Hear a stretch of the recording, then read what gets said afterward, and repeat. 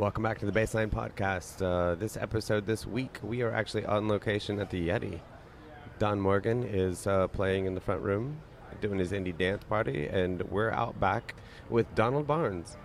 What's up, man? Hey, welcome, Donald. Good to have you here. Great to be here.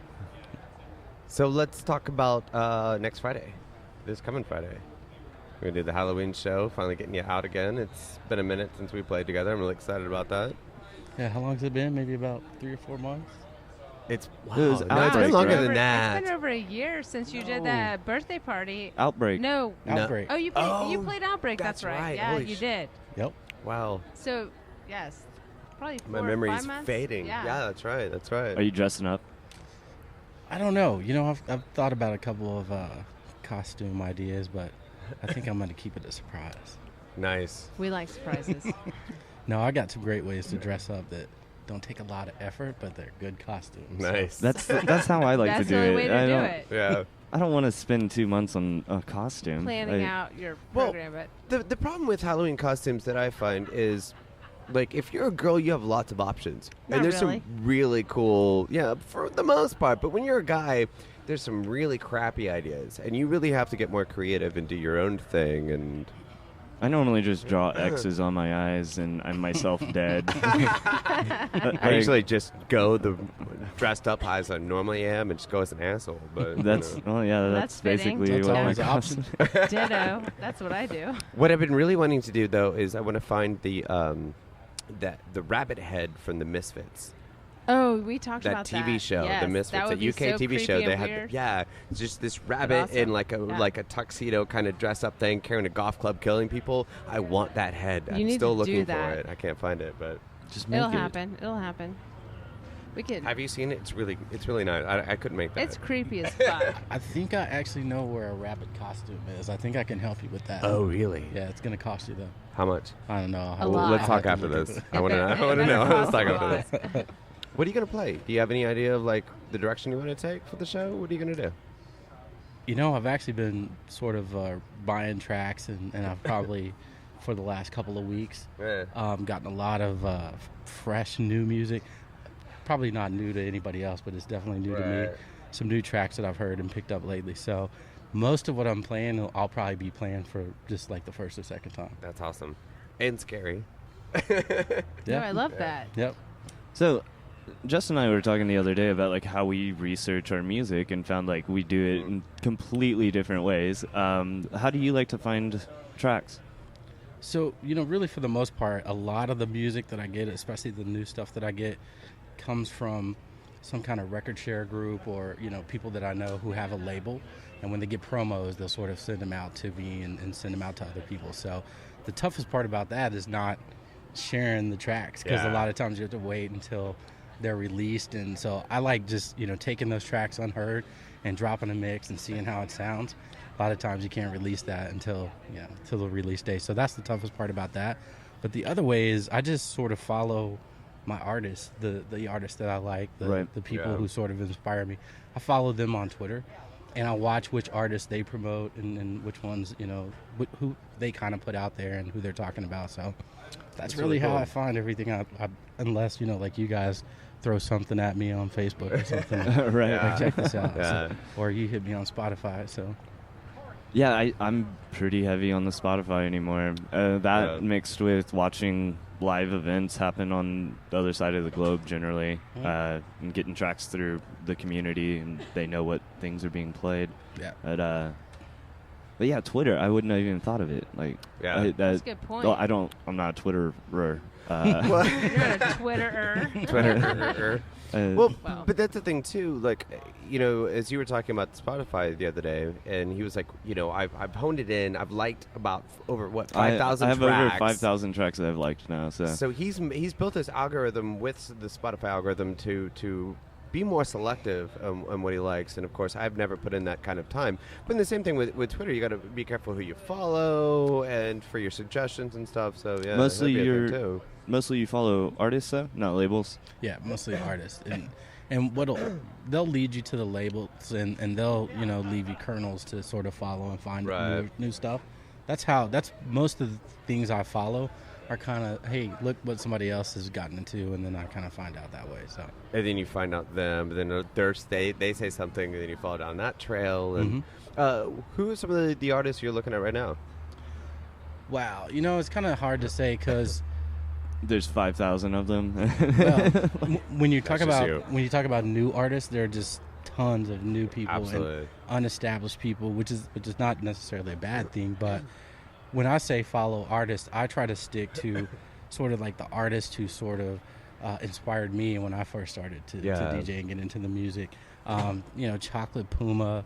You and I have talked about Hot since '82. Right. The one thing about the music is, for me, like, I've been in it for about 16 years now, and it's really been sort of a journey. It's never been like the same stuff, or it's never been like static taste. You're evolving. It is. Yeah, it's always evolving, and there have been times when, I would say my roots have been sort of like, your deep house, your house, foundation, where I've gone into progressive and sort of jackin and some of the other genres as well. But it's funny because now, through that journey, I sort of find myself more back to where I started, Nice. with the deep house and the house and sort of the smoother, soulful genres. But I love it all. I love playing whatever I can find. Anything to me that sounds good, that I think will move a crowd and get people into it, I'm into it. Yeah, that comes up to an interesting point. I don't know. I think I've maybe mentioned this before, but going back into we talk about the old school DJs when everything was just vinyl and you didn't have the internet, and what the DJ played was really based on hunting different locations and finding the one vinyl that was a very limited print and nobody else had it, so you had it. You were known by these certain tracks. And when you get into the technological age and everybody's like, well, everything's on the internet. It's like, well, yeah, but that's the problem. Everything's on the internet. You still have to scour and look and hunt and find these little individual tracks that nobody knows about yet or whatever. And it's still kind of the same thing, I feel, to a different generation. Yeah. Right? Yeah, I would definitely say it's just a sign of the times, because I remember when I first started, my idea of shopping for records was Groove Tech. And maybe like Huge in UK, sites like that. And I mean, I can remember buying tons of records from London and having to wait 10 days, to get the records that you bought. So I mean, and when Groove Tech went out of business, it was sort of like, somebody took the air out of my sails. I was like, oh no, what are we going to do now? Now what? So, it was good for me at that time. The sort of technology sort of changed and evolved and sort of has gone to where it is. So, I mean, there's still like tons of ways and tons of sites, but I kind of stick to sort of like the main sites that everybody knows about and the record pools that I'm in, and I just kind of go with those. So, but there's so many artists though that like, even when you're just talking to somebody about a band or something, the likeliness of somebody, you having a conversation with somebody with a band and knowing who they're talking about is way more slim these days because there's so many, it's so oversaturated. It is. I love some of my favorite conversations are when you're playing and you come off the stage and someone's like, hey, have you heard this guy and his name is so-and-so and who is he? How many tracks has he got? Oh, I don't know, but my buddy played this track and it was awesome. Absolutely. Funny story. One time I was playing at a club in Orlando and I heard a track, and it was probably, the funny thing is the guy explained to me that he didn't know who it was. Somebody gave him the track. And somehow years later, probably about 3 years later, I actually found that track because it had such a distinct, thing in it that I remembered the track, and I found it about 3 years later. You guys know Derek James. I was with Derek James when we heard it, and I found that track years later and showed it to him. I love when that happens though. And sometimes it does take you like a few years to find that thing you heard, but you always remembered it. Yeah. That moment is just like a holy moment. Yeah. So you've been doing this for 16 years as far as being behind the decks. Is that where you started with music, or did it have origins before? No, I've always been, music has probably always been some part of my life. I grew up in a sort of, my mom played, or she sang in the choir. I've always had family members who did sort of kind of gospel roots of some sort. But I think my mom was sort of afraid to let her son be a musician, so she sort of kept me gated in sort of what I was able to do in that. But when I was in high school, I played in the band, things like that. What'd you play? Trumpet, believe it or not. Right on. So, but got out of that and just always stayed close to music. Always been a big fan of music. So, I got into electronic dance music, not really on a dare, but, I had some friends in Columbus, Ohio, who spent almost a year trying to get me to come and visit them. And then as soon as I did, I kind of saw the scene, kind of got into it and liked it. And we would go to Miami Beach and visit all the time. And so that really just kind of, helped that blossom, and it just kind of took off from there. Me and a buddy were standing in a Miami Beach club one day, and we were like, wouldn't it be cool to be that guy on the stage playing all the tracks, like making everybody go crazy? Right. And that's all it took pretty much from there, and I just kind of pursued it from there. That's awesome. That's really cool. So you started with a couple turntables and a mixer then? 2 turntables and a mixer. Microphone. That was it. 2 turntables? I basically bought some equipment. I think I locked myself in a basement for about 6 weeks, and I came out fighting after that. So That's awesome. Wow. So 16 years ago. I thought it was longer than that. that's probably been But- about 16 years. You're wrong, Melanie. I'm always wrong. FYI. We all know that. My timeline is always skewed a little She's bit. basically saying you're so good, it feels like it's been forever. Donald is actually one of my favorite DJs. He knows it. For me, it's almost funny to hear people say that, because to me, it's You don't play out that much. You don't. I know. It's and just, but when you do, I love what you play. it just came so easy for me and naturally for me. I guess and it's funny because I hear people, and I've tried to show people who just don't get it before, and you can tell when a person's not gonna pick it up because they don't hear 2 things. They don't hear one thing in one ear and one thing in the other ear. But for me, it's so easy. I hear 2 distinctive things no matter what's going on. So it's kind of easy to put them together, I guess. Yeah. You guys know what I'm talking about. Absolutely. No, and my whole thing was too, getting into this was just more of, I think what I heard first was compositionally. And that's when I was like, oh, I get it. I see these puzzle pieces fitting together. And it was like, after that, I was like, I'm just enthralled and I couldn't stop, Yeah, I think you're right. And it's funny. I've heard DJs and musicians talk before about how they see music in colors.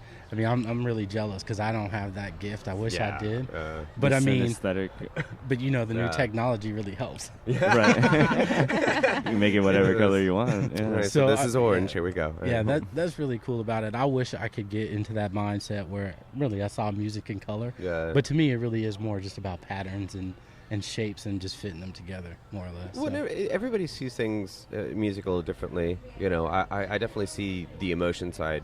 That's what I see. I see the emotion. Anytime I hear a song or whatnot, I can tell you what emotion it is, kind of, to an extent, if words could really describe it. But some people see it in colors. Some people see it as math. Some people see it in a lot of different ways. Yep. So you also, Justin, you also kind of categorize and keep your catalogs in these emotional. Yeah, that's things. Actually how I categorize it. Don, how are you categorizing things like? It's really funny. In that respect, honestly, I categorize things by the period that I buy them. Oh, okay.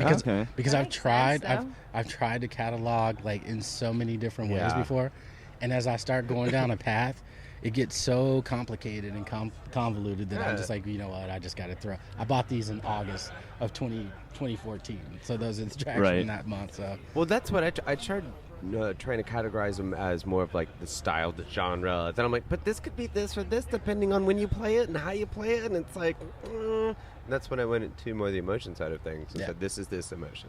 I started out by trying to do it by color and, sort of trying to tie an emotion to a color. Right. But then that just never worked for me because there's so many colors. That's what I'm saying. It just gets so complicated that I'm like, is it blue, green, or green, blue? I don't know. Yeah, exactly. So. Well, and that's something I've definitely struggled with being an artist and musician is like, how do I get these two different ways of thinking to combine at a certain point? And so, like, I've looked a lot at music, and I mean, there's three things that make up music. The volume is measurable and the pitch is measurable, but then you have this timbre, and the timbre is like this unmeasurable thing, but it's really the voice behind something. So it's like I look at it and I was like, well, is it a hot or a cold sound? That knocks out half my color spectrum right there. Like, what's the edge of this sound like? Does it dissipate smoothly, or is it hard and serrated, or you know? And when you look at like the hot and the cold, does that really heavily correspond with the majors and the minors? Because that could really be a hot cold thing there. Yeah, that definitely could be, but it also it's very subjective, and like if each one of us sat down with the same track and tried to like visualize what this track would look like, we're all gonna come up with different things. Yeah, it's all gonna be very different. So whatever works for you as far as cataloging, I mean, stick to it. But that's kind of the point. You got to find out what works for you, and your personality. And for me, it's neat because, my tastes have changed over like certain periods of time, and so it's easy for me to like think, you know what, that track from back in 2013, that's what I want to play, because I remember, I think I did that in the summer. Then I start going through the summer months of catalogs, and I usually find it. But I definitely miss, like, the one thing about digital and the technology today is I miss when I first started DJing. I miss when you could just go, when you knew the album art. Right. And you just went through your crates, and then you saw the art and you pulled it out and you were like, okay, this is the track that I want to play. And so that is the one thing that I do miss about vinyl is knowing that art and that getting that visual aspect of it too. And that's been a reoccurring theme in this podcast as well. Talking to Jitsu or Pete Dorr, people like that. They were like, I couldn't tell you the name of the song, but I could tell you what the album art looked like. Yep, exactly. Yep. And hopefully the right album's in it, right? Yeah. So you started out with vinyl. Mm-hmm. And how did you progress to? Yeah, now you've got an insane setup. I love your setup now. You do. I love your setup. What is your setup? So everybody knows. I just use the DDJ SX, and so it's the second controller that I've had, but it took me a real long time to really get into the mindset where I was ready to use a controller. Because I was kind of a diehard to the vinyl, but the problem is, or not the problem is, I love technology. So anything, any tool, any instrument sort of enhances sort of how you do it or what you can do with the music. That's what sort of lured me sort of into sort of like the digital age. I can remember when I first started playing, just imagining, playing things on my records and then imagining, what if I could do this, and what would it take to be able to take this track and be able to engineer it in such a way that I could do some other things with it. Yeah. And now with the technology, for just a couple of $1,000s, you can do that on the fly, and it's really easy. So that's really what lured me, not sort of away from vinyl, because I still have all my records, I still have turntables, but it's just a easier, more compact setup. And you can carry a lot more, in such a small footprint. So, and what I've always referenced too is the old school versus the new school, the digital versus the analog. It's just I definitely look at the digital being just a new medium. Right. There's so many. You really can't compare the two. Well, you can in a way, and you can't in other ways. But so my easy explanation or my example for it is you don't want to be the 55-year-old dude in the club hitting on the 25-year-old girls, right? So right. Or maybe you do. I don't know. Maybe you're like that. You just get some new equipment, Is you that all it takes? Pay a couple grand to get some new equipment and be done with it. Are we talking plastic surgery? We're not talking boob job. Well, Donald doesn't need a boob job. No, we don't. Yeah, he definitely doesn't. Your boobs are great. See how easily this derails. So. Yeah, it's. Maybe we should have standard questions. I don't know. Was it something we said? Yeah. There's a guy dancing on a pole now. There you go. There's a couple of poles here in case you needed one. I've never. I can't even recoup from that. I don't think I've ever seen anyone dance on those poles like that. I haven't either yet. Right. This is why we need a to. video podcast. Yeah. No, we don't need a video podcast. at all, ever. Not when you're this drunk. Never. Who, you? No, me? Wow. So, It hasn't even been We would 20 say- minutes and we derailed this one. we haven't derailed it yet. Well, we'd like to not think that. So you don't play out often anymore, though, Donald?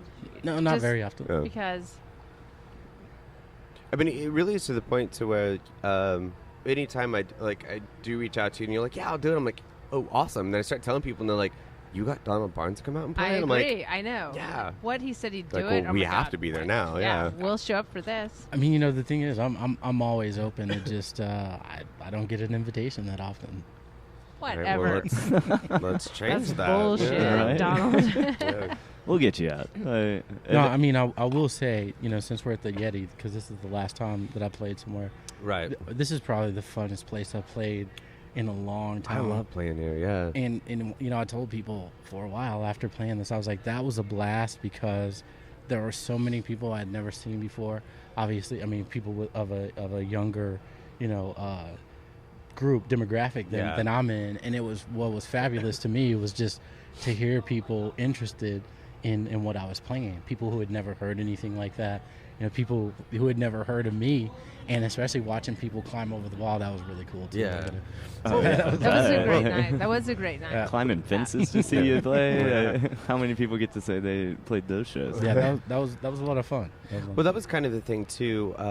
When I first started out or whatnot, and especially during like the 209 time period when they were doing like the house shows at 209 and whatnot. When I first started playing, I would play, the Yeti and Sound Pony. I guess it wasn't the Yeti back then; it was Crystal Pistol. But I'd play more in these like rock venues, and it was because I would come here, and the demographic that seemed to come here just loved music. If it had a soul to it, if it made their hair stand up or give them goosebumps, whatever it was, if they could get into it, they would eat it up. And it was even times when Jitsu and all them were still doing 209, and they were laughing at me playing these venues, and I'm like, okay, just come play a venue with me, come play one day with me. And they would come in here and they would go from 209, which everybody was outside smoking cigarettes, nobody was really paying attention, there was like 5 people on the dance floor. I'm like, and then I got Jitsu to come out play once, and he was just like, he called me up the next day and he goes, when can we do that again? Yeah, it was totally a different scene than I expected. So Yeah. it was awesome. It was good. I'm so excited to see what your costume's going to be. I Yeah. just want to know so bad I already. know. I do too. I know it's going to be No very spoilers. creative. No spoilers, but I know it will be really great. You won't even be able to recognize me. Yikes. Oh, wow. All right. I'm going to come see Mystery Man DJ. And Right? Well, you won't recognize me either. What, are you coming sober? Yeah. Ouch. Pretty much. Okay, well, then. This brings me up to another point, too. We're talking with the Yeti next year about starting to do a Bassline monthly. So that'll be definitely interesting. an opportunity to try to get you out more often. So All right, sounds good. Yeah, because last year, the only times I saw you out were the birthday party we did, and then that was actually this year. So twice in 2 years Yeah, I think I've done that it. I knew about. I've played with Turk a couple of times doing Hey Mambo. So Oh, okay. Yeah, that's right. Okay. yeah. Well, Well, we need to get you out there more. yeah. All right, let's do it. let's do it. I'm so glad to hear that you're so willing to play. I thought you were like being elusive for some other reason. He's very than, elusive. Like No, I just think absence makes the heart grow fonder. is It that- absolutely very does. true. It totally does. You're That right. is very true. If you only play once every once in a while, you're more assured that people are going to show up the time you do come out than if you're playing even monthly. Yeah, I agree. You're less likely. People will go, well, I'll catch him next month. I agree. True. That's absolutely true. I think that's what Tulsa, what our scene has kind of struggled with. I think we have sort of two major obstacles to overcome. You have one, sort of everybody's drawn from the same crowd, right? So like Right. you have like this. Sometimes you have an oversaturation of events because too many people are having events on the same night. Yeah. For too small a pool of people. You know what I mean? Oh yeah. So I think we really struggle with that, and then I think we have sort of an issue with sort of frequency. So I think like to have an event where like an event might be like, weekly or, like every couple of weeks or something like that, I think that oversaturates it and people kind of struggle with those. So Yeah. That's absolutely true. I think the delicate balance is finding not so much a venue, but so much an event that you can sustain like over time that people want to keep coming back to. And maybe you space it out enough that, there's enough space in there where people are longing for it or, wanting it to happen again. So that's a good point. Yeah, really it's a very good point. We've always kind of looked at it too, that I think the biggest problem with being in a big small town kind of thing is we don't get a whole lot of education on the music and whatnot, and it's kind of like back in the 90s when everybody was just used to the radio and the radio hits and everybody just knew what they were force-fed, and I think we get a lot of that here too when it comes to electronic music, and a lot of people don't know about the old school styles and the house and stuff like that. They're into more of the top 40 and the remixes and stuff like that, and I think just more of an education on that and more exposure more than anything, honestly, because there's not a lot of people to do it. And every time I talk to people about why aren't you doing more shows and why aren't we doing this in here because it's something Tulsa needs, everybody kind of goes, well, nobody likes it here. Yeah. Well, how do you know? You're not doing anything.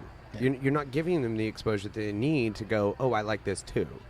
Yeah, I would like to see promoters come up with some more unique sort of presentations of like events. Yeah. Like I would like to see some promoters sort of combine maybe some kind of EDM event with maybe like a fashion event, or maybe like a salon event, or even an art event, maybe like a live art event where you have like a couple of artists do sort of a live piece and then sort of commission that and some maybe auction it at the event at the same time. That'd be interesting. And that could go for charity. I mean, it could be a charity event, it could be for any decent cause, Right. I'd like to see somebody put something together like that where, we could sort of collaborate and draw from a couple of different demographics. Well, and that's a good thing, too. It's another thing that we've definitely thought in Bassline and shows coming up next year was doing more of a collaboration with different art scenes. It's everybody needs to be working together to create a better scene.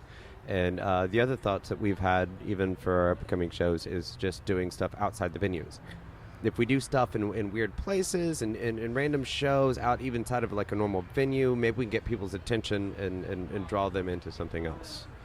I was thinking what might be a neat idea would be something like a supper club, where you had like an event where maybe there was like, drinks and then like a dinner and then maybe like a live art event or something like all. That'd be interesting. Under as one event, and maybe it was like a couples thing, some, I don't know. Yeah. Maybe if somebody hears this, maybe somebody's wheels will start turning and I'll go, hey, I was thinking the same thing. Yeah. No, you're right, because we're always looking for different ways to build on what we're doing and promote local artists and whatnot. And I'm bad about coming up with an idea and then, like trying to make it work. And not implementing it. There's a lot of ideas I haven't implemented. Then like a month later, somebody will do it. And I was like, damn it, that was my idea. And I'm like, no, I'm just glad somebody fucking did it. Like people need to be doing newer and bigger things. We need to be working together just to create this scene. There's too much competition, not enough collaboration. Right. Yeah, it's been that way for a long time. So maybe you guys can shake things up. That's what we're trying to do. It's shake and bake, and I helped. Let's fix. I helped. Let's fix Tulsa. Yeah, I know. And you do have to, again, not to bring up Bassline, but I mean, it's another reason why we have different DJs from different genres. I know. Plugging us on our own thing. I know. But I mean, that's why we go from, having electric circus guys to having old school guys to having, little basement crew or having, tom crew. It's like we need to get we need to support a wide spectrum of different genres and different people and different tastes. And absolutely. But I agree. Building the foundation to work together to do more, you know. That's the problem. We need a foundation here. Well, that's what we're doing, I think. We're trying to build that. I think there's a decent foundation. I have people ask me all the time who live like in other states and even other countries, and they're like, does Tulsa have an EDM scene? And I'm like, there's a significant number of people here who know what they're doing. You just have to find them. It's just sort of scattered. That's true. Yeah. they're too scattered. And they may not be playing out. You might not hear about them, know about them, but they're here. But the other thing is, too, a lot of them have the idea of, well, I want to do my thing. I want to be known for my thing. And they try to kind of hide their ideas, and they kind of try to do their own thing away from the group. And if we work together, we build a scene. Yeah, you're going to always have that, though. That's why great bands like the Police can't last. Good point. Yeah, that's a good point. That's a good point. When you have people, when you have strong personalities like that who are, just extraordinarily creative, it's kind of hard to sort of like rein your own self in and let somebody else take center stage. I mean, that's tough to do. So it is very tough to do. Yeah. Yeah. So, and in this genre and the people that you deal with, we're all techies. We're all, quote unquote geeks. You know what I mean? And we all have our own. We all have our own way to do stuff. So, and it's usually my way, or I'll go sit in the corner and do it myself. Yeah, that is very true. Yeah. So, I think we're all guilty of that. Absolutely. Yes, true. I know I am. Yep. Raise those hands. Yeah. So. And take a drink. Yeah. Your straw. No. We heard it. Sorry. Well, I don't think. I know what I'm saying. Sorry. Wow. I'm pretty sure that's where I was going before I feel like that I'm over here trying not to laugh. I felt like that was something I should have said. I just keep staring at the things around me, and I love the live set here that we're doing tonight. Honestly. Yeah, I do like the different environment, but it is a little distracting. It's a little distracting, but it's great. All right, so when you're preparing for a show, what is your preparation? What do you do? What is your mindset in getting ready? I try. I try not to prepare too hard. Yeah. I really just buy maybe 20 or 30 new tracks, and I've got a feeling, a vibe, sort of when I'm buying them and I'm into them, and I really just try to stick with that. And if it's not working, then I've got enough stuff on my computer. We can change it up. We can do something a little bit different, but. I try not to script anything or be too guided in anything I do. I just try to sort of pick a window and just try to stay within that. Yeah. So how big is your catalog of music? That's kind of personal. I know, right? But I feel like I've known Donald long enough I can ask him that. It's not your pencil, it's how you write your name. Exactly. That's I awesome. don't know, it's hard to say. I probably have maybe about 4,000 tracks. I can't imagine it being like too much bigger than that. Probably, I don't know. That sounds like a good number. Yeah. That's a fairly good number. And I mean, I've never been a person who says, "Hey, here's a catalog of 8 gigs. Here, take this." And I don't know. I've never had the time to sort of go through somebody else's catalog. Yeah. You know what I mean? So everything that I have is kind of organic. I've never really just dumped everything into my library of music. It's sort of been handpicked over the years. Yeah. Stuff that I found on my own. Evolving and growing and Yeah, so I don't have any huge hard drive that just has an infinite number of tracks on it. Everything I've got is sort of been cherry picked and hand picked, to my taste. So. But too, it kind of goes back to the whole DJ thing of when you do find that one track that's awesome, you're not gonna tell anybody about it.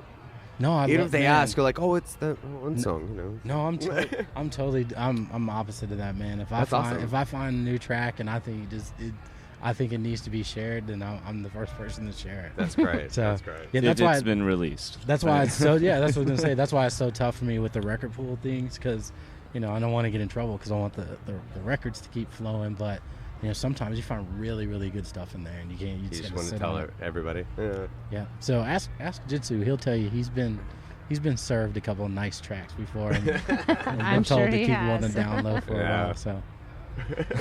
In fact, the mix that I submitted for this podcast, I got it from a label, and they just sent me probably 20 tracks. I think 11 of them are on there. Nice. And I just sort of opened them up and just started playing them and just going. So. And what was the label? That's good. Wait a minute, I'm drawing. Funk and Deep. Okay. Funk in Deep. So it's a buddy of mine out of Phoenix who has a label, and he's actually doing really good. They've got some good stuff on it. And how'd you? Well, you said it was your friend of yours. How'd you meet him? Playing shows, or? I actually met him through. We worked for the same company, and we struck up a friendship, and we were working together on the same team. And I kind of got him into the music, and unbeknownst to me, I mean, the guy just had a lot of contacts, so it really took off for him. So that's really awesome. Wow. Is he a DJ as well? Yes. And he same company like he's here in town? He doesn't work for that company anymore, but yeah, same company here in Tulsa. Right on. Huh. Yep. Interesting. You need to make some introductions, man. You don't hide your tracks, but you hide your friends. You know, he's on my. We're not about to get. Wow. You can't get that widespread. Wow, that was yet. kind of. Yeah, wow. There was some meanness behind that one. Yeah, I'm feeling like. I'm willing to share. He's on my Facebook. I'll make the connection. I'm willing to share. What's the name of the mix though? It's. Nothing like the old school. I love that. Yep. And I've heard it one time. I love it. Nice. There's great tracks in there. They're really great tracks. Right on. Not to be missed. Many for you've sure. probably yeah. never heard because the artists are pretty obscure. I've never heard anything. Very cool. Yeah, it's really Which also good. just means it won't get pulled off YouTube. Thank God. Right. Right. We will not get shut down for that. We've only had one mix that got pulled off YouTube so far. That's pretty good. That is pretty good. I'd say that's pretty good. Yeah, that's good. Yeah, I didn't know anything. You never know. Well, I didn't know anything about the whole YouTube thing too. And apparently, like when you upload it, it scans it, identifies the files, but then they alert the labels, and the labels have a choice. They can pull it, they can make it go silent in that part of their track, or they can just force commercials on it, make money off of it. I guess. Oh, I'm not sure about that one. That's kind of what I read, and I was like, that's kind of weird. Yeah, I know the SoundCloud has a similar system. So yeah. But Mixcloud doesn't because it operates outside the United States. Is that correct? Yeah, I think so. Well, and SoundCloud made a change where they have, they're not the ones scanning it anymore. It's the actual labels are doing the work. Ooh, interesting. Yeah, so they have even less say. Huh. That's interesting. Yeah, that site's been changing a lot over the past couple of years here, where it's still badass. I haven't tried it myself, but I hear if you just cut out the first 30 seconds of the track, then you can bypass that whole security thing. Really? Well, that's good to know. So that's what I've been told. Just cut out the first 30, 45 seconds of your track, and you can bypass all that. Yeah.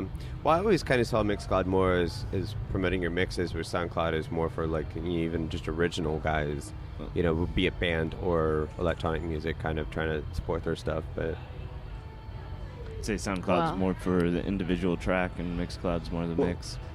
Well, individual tracks come to original music.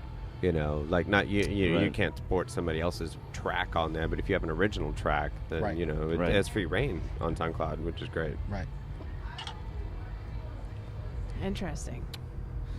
Is it though? Somebody's going to have to test that theory because I'm sure not going to. Yeah, just try it. Melanie's going to be the guinea pig. Yeah, I'll be out online tomorrow. On the line, working that out. All right, so you don't play as much anymore. Lately, it's hit or miss. But what about some of the stories back when you used to play a lot more often? Do you have any good, interesting stories? Interesting stories. I think most of my stuff has been pretty tame. Yeah. If you heard any stories from Chris Dorr, they're probably along the same lines. I don't know. I don't really have any crazy DJ stories. All right. People climb the fence. Yeah. He plays Outbreak and people climb the fence, but he has no interesting stories. So okay, did you guys hear something? Like a crazy story? We hear one? Okay, just checking. I've got a crazy story about you. Yeah. Okay. Let's hear it. We don't beat around the bush. If we heard something, we'd just really be don't. like, Donald. Tell us about this. No, she said that, and did you see my eyes? I know. He's like, oh, shit. Maybe she does. What'd you hear? She might have a crazy story. Melanie probably does. Or two. Or a few. Yeah. Well, but so where have you played outside of Tulsa that was interesting? Or traveling, something like that's interesting. Give us something. Have you ever been on a bus? Was that cool? I don't understand. Have you ever That's a weird question. I know. I'm asking weird questions. What do you want from me? That's what I do. I've only played outside of Tulsa one time, and that was in Phoenix, and that's the only time I've played outside of Tulsa. Yep. Well, I know that when you play here, people hear that you're playing, they want to come out because it's rare that you do. Yeah. Yep. You know, which, like you said, it's building the absence makes the heart grow exactly. Right. Absolutely. I know I'm one of the people that would come out to here whenever you play. So, what does it take to get you out to play? Just to ask, apparently. Well, come to find out. Really, well, I don't think that's that the case. simple, but yeah. Is it really that simple? Really, it is that simple. I'm going to ask you all the time. I'm going to say, hey, Donald, can you come play at my house this weekend? She's got a great patio. No, I mean, I played out all the time, years ago, and then, of course, life changes occur, and you have kids, and so you sort of like take that stuff kind of seriously. So I don't know. I put that stuff first, but I'm willing to play anytime. If Tulsa's scene was a little bit more conducive to being an electronic music artist, maybe I'd have pursued that. But you got to make a living, and unfortunately, got to pay bills. Yeah, exactly. Of course. So life just happens. So I try to do that and then play second when you can. Yep. Yeah. When your schedule allows. Yep. Sorry, I got distracted by the dog walking so by. There is a dog. That's DJ Bow Wow. Yeah. Hey Bow Wow, would you like to come say a few things? No, now he's running away. Oh, now there's two. Squirrel. Now there's two. Squirrel. Yeah. So your show this next Friday, Halloween. Yeah, we're looking forward to it. That will be great. Yeah, I'm really so looking this forward is the to it. only thing you have on the books coming up? I'm kind of gussied up for it, yeah. Yeah. I love it. I'm glad you're doing it. It's going to be great. I think what we're looking at doing, 30-minute rotations. It'll be me, Jitsu, and you. All right. So you'll be carrying the night. Yep. I think that's what we did the last time, right? Yeah, I think so. Yeah. I think that was a good formula. Yeah. Absolutely. What is happening here? I don't know. We're getting pissed on here. What's going on? Too many distractions doing a live show here. How do you feel? Do you want to do inside or outside? The weather could be great outside, but inside we could have lasers and smoke. I'm kind of torn. There's always the natural smokers smoke in there too. True. Yeah, that's true too. That's true. I guess it all kind of depends on the weather. See what happens. It's supposed to be chilly that night, so maybe inside or I don't know. By the way, I'd like to give a shout out to Free the Night, since we're talking about smoking in the bar. So anyway. Oh, that's right. Oh, talk about we'll it. Talk about it. More. Yeah, bring it up. Tell us about it. Oh, so okay. Free the Night As I'm smoking a cigarette, I apologize, Donald. I suck. It's an Oklahoma campaign that's designed to encourage bar and club owners to voluntarily, and the key phrase being voluntarily, go adopt smoke-free policies. And so those policies could be anything from non-smoking to separate in a separate area for smokers and non-smokers. Right. So anyway, and the whole thing behind that is not to sort of take anything away from smokers, but just to acknowledge that people who work in bars and clubs, just because they want to make a living, shouldn't have to inhale secondhand smoke. So they have rights as well. So that's kind of thing behind Free the Night. So I just wanted to throw that out there. No, that's great. I'd never even heard of it either. Yeah. Oh, really? Okay. Well, it's probably because we're smokers. Well, we're some asshole smokers. Yeah, so. you guys pass right by the booth, and you're like, oh. We're like, well, fuck this. Oh, yeah, keep walking by those guys. No, but that's a great point, because I'm very conscientious usually about if I'm in a closed setting with people that don't smoke, I won't blow it in their faces, kick it around them, whatever. We're outside right now, but if I were in a closed setting with you, wouldn't be just she's gonna blow it in my blowing face, not smoke yours. up your ass. Right. I'd be blowing it up his ass. Well, what's really surprising is a lot of people say a lot of smokers actually support that, and a lot of smokers will say, you know what, I'm a smoker, but I hate going to the bar and coming home and I smell the way that I do. Oh, you reek like a dirty ashtray. It's horrible. Throw your clothes in a trash bag. It's so gross. Or hide it in the smokers will garage. say, yeah, my So boyfriend works at a bar and I hate it when he comes home because he smells like an ashtray and we got to wash his clothes. Disgusting. It's so disgusting. So, I mean, we do find that even people who smoke are kind of like they're like, I'm very respectable. And, absolutely. And if I have to go outside, that doesn't put me out because I get it. A lot of people say that. So that surprised me when I sort of got involved with that cause, that sort of smokers would actually, be for the cause as well. So yeah, but they are. It's kind of surprising. Absolutely, yes. Thank you. So many drinks. For the wow. drinks. Thank you. We This is just got perfect. drinks Thank delivered. you, Jonathan. But Like, that's a good point, Donald. That's a really good cause. And have you ever smoked cigarettes? Ever? keep I it don't that remember way. you ever smoking, but that's fantastic that you haven't. Oh, the dog you is know? here now. Dog is up. I feel like But- there's two things that I wish I never would have started doing, drinking and smoking. But at the same time, I've met so many brilliant people Doing through these things. Yeah, It's like, weird because you There's a find socialness to commonalities smoking. in the. yeah. Well, there's a whole social thing to smoking too. When everybody goes outside to smoke a cigarette, then all of a sudden you're Right. with a bunch of people you don't know, and you strike up a conversation. But then there's that commonality, and you say, "So what do you do? What's going on? Whatever." it's but- a big networking tool, but yeah, no, that It's is a gross definitely networking tool, but what a great cause and good. That's No, good thing to I bring really up. like that, yeah, no. I love that. I will totally support that. we because- should do events for that. We could totally Raise do some an event for awareness, that. raise some We money, would. let's- We Yeah. can, yeah. Chris Skur, that's your person. Okay, I'll touch Oh, Chris. really? Yeah. Okay. Yep. Okay. Yeah. No, it's a great. It's really a good That's thing. his gig. I think he's been doing that for about a year now. So and he's looking for some opportunities to partner with musicians, live music artists, venues, so that he can throw some parties because he's got the ability to do that and have some events take Yeah. place. So For sure. yeah, get a hold of him. Good point to bring up. That is a good Absolutely. thing. So outside of DJing, do you have any other severe passions? Severe passions. I like how you put that.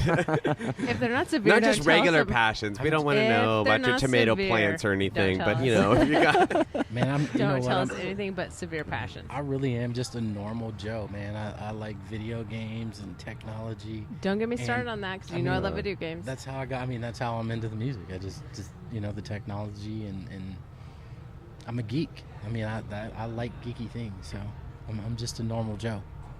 but So you've been playing Destiny lately? You know what? So Here we go. you know, We're I taking a turn. like that game. It's just hard for me to really. I haven't been able to just sort of really wrap my mind around it. I'm still kind of confused about it. But I will say this: the thing that I like about that game is it makes you sort of go through the necessary steps to be able to progress. So you can't just Right. hop into the online game. You have to learn how to use the tools and what you're doing, and then it lets you play on that. So I like that. I like that aspect of it. It's just it's a deep story, and I'm having a hard time getting immersed in the story. Which well, is from what I understand in that game, they actually left a lot of the story out once they finally released it, and you have to go to a website to find out the real story. sounds like a lot of work. Wow. That Yeah, sounds it's like a lot of work. weird. gonna That's a little say much. that's why I can't get into the story. I know that's The- that must be why I don't get it. They tried to focus more on the gameplay, and I mean, you have to make those decisions as you're making a game, and So we had a podcast with Jossie. We're talking about Grand Theft Auto Mhm. and Yeah. how fitting the soundtrack is to every game they put out. Rockstar, plug them, whatever. But Yeah, you did honestly, plug them. are you a Grand Theft Auto fan or not? No, I am a It's not really a fan of the game, but the soundtrack is what. Soundtracks have been really and good. yeah, with they those, always but- have great soundtracks. No, I'm more of the shooter game, the first person shooter games. Oh my god, Oh, nice. So yeah, those wear me out. I'm more Call of Duty yeah. Yeah. how do you feel about the what do we have, the new Rainbow Six coming out soon? No respawns. Yeah. I feel like that's And that's a, it. Yeah, fuck That's it. that. I feel like Yeah. that's a great new turn on first-person shooters. You don't get to respawn, but if you die, you have surveillance equipment basically to help out your team. Yeah. But you like respawning and It's an interesting take. I'm not sure. coming Yeah. back and playing. I'm not a first shooter fan, so that really, I'm not sure what I think about that either way. I think the last first-person shooter I played was Black on PS2. Okay. I don't think I've played anything since Wow. then, but I did like that No one. one knows what that shit is. I've Justin. never actually heard of that game. It's a man. great Nobody knows game. what that is. Such a great game. So I mean, I've been playing for years, and what draws me to the game, especially Call of Duty, is I work with people and we play together, and so Oh, do you? yeah. yeah. I mean, Online? I work with a guy that's 50, and he plays like more than I do. I'm like, I'm just fascinated. I'm like, how do you have time to play more than I do? I'm like, you're older than I am. How can you play more than I do? But so do you play with Jossie as well? I think Jossie plays on. I think he's PS4. Yeah, he's PS4. Yeah, I'm Xbox. So. Yeah, there's I've been on there there's a definite difference between Xbox and PS players. There really is. But I'm an Xbox person. The whole thing is you're Xbox or PS, just like you're either Mac or PC. Well, like there's that. There is. I have both. I have the PS3. I've got the Xbox. But I think there's a definite difference between the gaming system. I think they. And your I think the first shooter systems attract different kind of players. Yeah, absolutely. They do. I think They like do. Microsoft has more of a loyal base, where I've been on Xbox One since they launched it. So to play on like any other network to me is like, I'm like, what would I do on another network? Yeah, and, and I know that I understand PS4 has gotten better like over time. Yeah. But I think my past experiences when I compare the two, like you just couldn't compare them at all. Yeah. So I can see mean, that. I think for me, just sort of been locked into Microsoft for years and their ecosystem for years. I think that's more of it for me. I've owned a PS3. It just didn't get a lot of gameplay in my house. We used it for like a Blu-ray player. So Right. Yeah. we just didn't play a lot of games on it. Well, here's the other question too. To bring it back home a little bit, I'd never noticed too. Your computer systems. Are you Mac or are you PC? I use Mac personally, but Okay. then of course I got like a work computer, so that's always going to be Windows. So I'm balanced. Half of my day is on one, the other half is on the other. But you play on the Mac. Mm-hmm. Yeah. Okay. That's what I was thinking. Okay. Well, he plays the music on the Mac, but the video games for Microsoft. yeah. Yeah. So you have the Xbone. Yeah. Right on. I don't isn't there like some kind of you gotta log on at every 24 hours or something with that system? Like, So I think a lot of those restrictions. So we all know that they kind of bungled the whole release of Xbox One. So Yeah. Right. I think a lot of the restrictions and a lot of that sort of like funny stuff that they came out with in the beginning, they've sort of relaxed that and gotten rid of it. Now it doesn't even need to have a Kinect. That's sort of like a separate thing you buy. So I hopefully they sort of learn their lessons and they won't do that again. but only time will tell. I mean, I think Microsoft really made some mistakes. I think they learned that. They figured that out now. I think they're kind of sort of trying to gain some more traction on it. But I mean, I'm all in. Yeah. Well, one way or the other. Yeah. I mean, and where you're the gonna go. thing is, like, Okay. all my friends are there, so it's not like I'm just gonna like walk away from it. I've got friends on Xbox that I don't even know them, but I've been You just know playing their Call of handle. Duty with them for like For how 5 or long? 6 Forever, years. You know what I yeah. mean? Yeah. So yeah. Andy XL652. I don't think. Yeah, I'm not gonna be going. Okay, anywhere what's your anytime screen soon. name? We need to know it. What's your It's- screen name? It's Dystopia. Dystopia. Mine's Grace Singer 12. Find me. yeah. I will not kick her ass. Okay, there's a story to that. You're gonna have to explain. Yes, Yeah. there is. Yeah. That one there is. requires some explanation. I don't know. I'm a gray-haired old lady. That's my avatar. I'm not sure how Really? that worked out. I was maybe drunk when I made it. Maybe. I'm not sure how the name came up, but yeah. I used to be Jumping Jehoshaphat, but that was like. See how it works out. Yeah, you never know. But See, nobody could ever find that one, so I shortened it to one name. See, I feel like I can't even be in this conversation because all I have right now is a Wii. I mean, come on. Well, Well, that's a we're whole gaming nother type nerds, of users. whatever. Yeah, we're just gaming Yep. nerds. We do what we do. Yep. So that would be my other passion. I'm just technology and video games. I mean, if I'm not doing family stuff, I'm either reading blogs or immersed in some video game. So Yeah. Which you're understand never that. too old to do. You know what I mean? I never feel that I'm too old to get into a video game or do something. I mean, Well, we yeah. try to tell you, but you they don't listen. tell me that I should put it down, but I can't. well, my career is tied to video games. A lot of my Right. customers are in that industry, but Yeah, Right. right. That's right. what people don't realize is women are like the biggest gaming segment out there. Absolutely. People used to have this conception of gamers as being some nerdy some guys overweight, Pimply face, slob guy teenage who kid, lived with his yeah. mom. That's not, it's That's not the women case. are the biggest gaming demographic now, and you don't That's realize crazy. it, but it's with all the mobile games and the Candy Crushes Yeah, and Right. that's the true. Angry You're right. Birds and Animal the Words with Friends. Crossing. You're right. They will spend hours. Women will spend hours playing those games and not even really be paying attention to the fact, hey, I played that for about 2 hours today. Right. It's absolutely and true. that's interesting I'm how one of them. That's interesting how the mobile technology and getting into the mobile games and stuff like that really has changed a lot of that. I never even thought about that. That's interesting. Oh yeah, I mean, a woman could do that. Not just a woman, but anybody could play games 15 minutes here, 20 minutes here, Yeah. 30 minutes here. Speaking of which, I got to check my. And before you know it, you've got your 2 hours of gaming in the day, and I haven't even gotten to sit down at an Xbox One and play for 30 minutes. Right. You're so- absolutely right, though. and That's so true. Yep. I had to delete all of that shit off my phone. Candy Crush, all that bullshit. I'm like, it's got to go. You it were was. playing Candy Crush? I totally did, Donald. Oh my god, it Well, controlled my life. It's for like having minute. a Tamagotchi. Yeah. Like, some of those games. It took over my life, and I said, you know what? This is too much. I've been doing this for too long. I gotta let it go. I deleted it off my phone. Yeah, that's a good It idea. was ridiculous. So you were probably one of the reasons why the Flappy Bird developer God. took his app out of the store, right? Pretty much, yeah.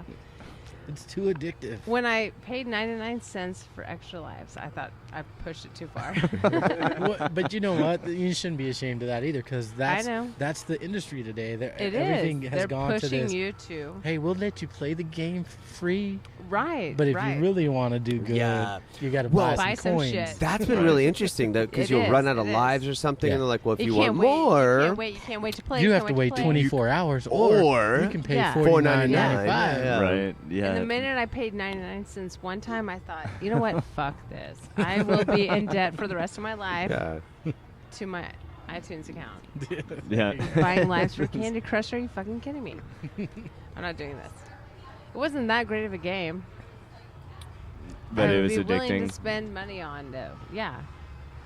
But, Well, at least you don't send me like Facebook game invites. oh my gosh, I get this all the time. I get 5 a day from one person saying, let's play whatever. I'm like, no, thank you. I always just swipe that shit I just and say, can't don't ever even. send me notifications Yeah, from I this don't ever know. again. Yeah, I that's don't how even know you- what the games are. The latest one was something, I'm not even sure what it was, but I keep, probably like Sand Dunes 12 or something yeah, like that. something like that. I'm thinking, what the hell is that? I'm not going to do that. That sounds already like a really boring ass thing to play. Right. Like Probably sand like dunes. Desert Oasis. Is there something about criminal justice or something? And I'm thinking, no, we're not doing that. I've already learned my lesson with Candy Virtual Crush. Desert so. Oasis 8. Yeah. Yeah, scratch your butt 5. Like, we're getting idiocracy Right. now. Yeah. No, I'll admit my my addiction lately has been my Vegas thing. Oh, your slots thing. You do that. You do Well, that. but the whole thing is you earn points to Well- like spend it in Vegas, and I love going to Vegas.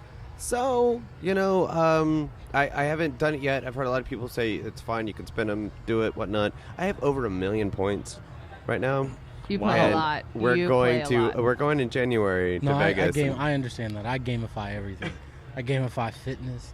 I Yeah. gamify like everything. Yeah, So, absolutely. Yeah, if you can make a game, set a goal, and try to target it, like you'll just get it done. So I try to gamify everything. I Well, get that, especially though. fitness. I get reaching a target though. It's Yeah. a thing. Yeah. You know, you set your goals, you get there. Then it's Well, especially you get with that. fitness though, because I'm not one that likes to work out at all. You know, like I'm one of those people who that will does? do it for like a couple of weeks and then it starts tapering you off. have been though. Well, that's okay. You're young. Have some kids. You'll do it. No, you look great though, Donald. No, you no. really have been into fitness lately. Let's touch on that. No, I mean really, just have Just- some kids, get serious about life, and you'll go You'll to the be gym. into Okay. fitness, yeah. But here's the problem: I am about 6 weeks shy of. By the way, Christina and Jitsu, that one's for you. Love that. but they do love have that. Benny. I mean, that's like a big kid, but Gross. whatever. He is great, but gross. Yes. But no. I said that. I'm sorry, Christine Jitsu. His lover's gross, but we love him. It's okay. He doesn't listen to this, so it's fine. Yeah, he does. He totally Christina listens. does. No, but- Jitsu listens to it because he asked me this week, when I asked Jossie how he got his Oh name. yeah, that's right. That's right. Donald, how did you get your DJ name? Oh God! Let's let that one. Because I asked. You have to hear that episode though, because we're just in this very in-depth conversation, and she looks at Josh and she goes, "So how'd you come up with your DJ name?" And he was like, "I don't know. It was given to me 7 months before I was born." Donald, I swear to God, you want to talk about? She needs to know where your name comes from. Where does your name come from? Donald Barnes. Well, yeah, I got a really good story for mine. Do you really? Let's hear it. Oh, then. wow. It's awesome. I love this question. Again, this strikes a Nailed great it. conversation. All right, let's Who hear would it. have thought? Yeah, so I was about to play with Peter Dorr and Deanna Avra, Nice. and someone was going to print up the bill for it, and they said, we need a name. And I said, Donald Barnes. And they're like, all right. So, yeah, so it's been that ever since. That's the best story I've ever heard. Fuck you, Donald Barnes. Wow. But to go back to what you were saying, I can't even do this. I love you, Donald. Yeah, you try know to follow that one Yeah. up. Try to follow that up. But I will say That was profound. that was That was very so profound. profound. That was. I But- don't even know her. You know, I'm 6 weeks away from turning 36, and I've still yet to grow up. So I don't know if that's ever going to happen. That might never happen. Have Quit some making it about kids. you. Telling Quit you. making it about you. Get somebody Well, no, he pregnant, was like, and you'll grow up. well, he was like, well, you know, when you grow up and you settle down, I'm like, but I'm about 36. Well, get like, somebody and I haven't pregnant done it and yet. call us, No, that's and what we'll I'm do a saying. podcast about it. My, Right, my, Donald? my oldest kid is 9, dude. That's right. Just trust me. Get somebody pregnant, and Yeah, she'll change. We'll do a podcast about it. There you So Justin knocked somebody up. Yeah. God. Yeah. That shouldn't. No. You took it down that road. It took a so I'm huge sure drink not. on that one.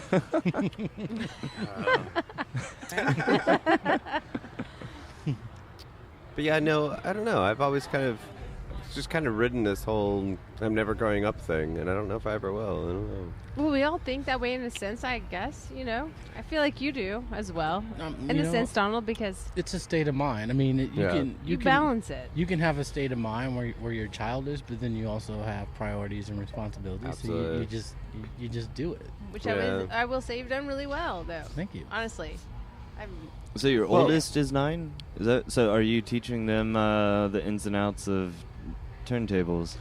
You know what? Both of my kids, so Good my question. 9-year-old and my 3-year-old, they both love, like, anytime I'm like playing, they usually come up. They want to like get involved. They want to like see what I'm doing. Mm-hmm. That's and, great. and both of my kids really like music, so that's kind of cool. that is really cool. Yeah. That is one of the good things about parenting, when you can kind of see that. You can shape them. Yeah, and you know it's all a compromise too, because you know the music my 9-year-old is drawn to versus what I like is worlds apart. She's like Katy Perry. But and that's whatever. okay, you know what I mean? I want her to experience whatever music she likes, as long as she likes it and it's hers. Yeah. You know what I mean? I'm not gonna take that. I don't care what genre it is. I'm not gonna take That's that really away from cool, her. though. You know what I Of mean? course. So, Have you ever Yeah. ran into a moment though to where they were into something, you're like, whatever, they played it and you were like, oh, we have fun all the time. So my kids think I'm funny because I make parodies to songs, like as the songs are playing. So like I like to like throw my own words in and sort of make fun of my kids sometimes. You are And- really super funny. and you make, know that. make fun of the song, like my 9-year-old was laughing at me today because I was like, why does Taylor Swift think that if she says something 5 times in a sentence, she wrote a great song? Like that's what people say. So I'm like, that's not songwriting. No, That's repeating yourself. you got me hooked on that stupid ass song. Oh, You're absolutely right, though. yeah. But And the only other thing about that is, you know what? There is a time when I hear a song and I'm like, oh God, I can't believe that. And then, what it would have to be like the Taylor Swift song, and the part where she's like this sick beat. I Oh think my God. I almost Do like you wanna puke in throw my up? mouth every time I hear it. I'm like, where's Kanye? He needs to needs to interrupt her slap right her about right this. now. He needs to be like, I'm gonna let you finish in a minute, but you don't have sick beats. yeah.